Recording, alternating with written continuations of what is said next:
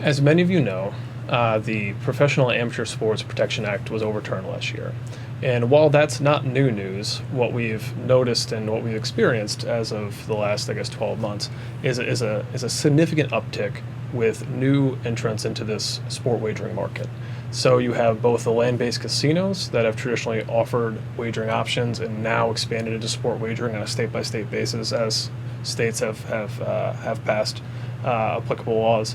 But now you also have internet-based sport wagering offerings that, frankly, the guidance that's available in the gambling excise tax space doesn't necessarily answer all the questions about application. Adam, what are you seeing as far as hot button issues? That's right.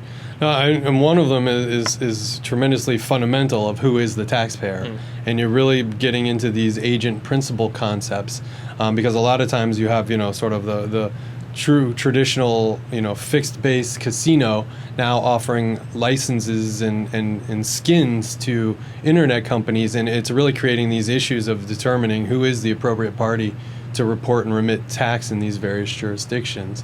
Another thing we're seeing is that there's just a tremendous variance in terms of what the customers are being offered in terms of free bets, in terms of bonus plays and additional inducements essentially to make wagers. And so that's, another area where just the guidance hasn't caught up to the realities of what's being offered to the wagering public.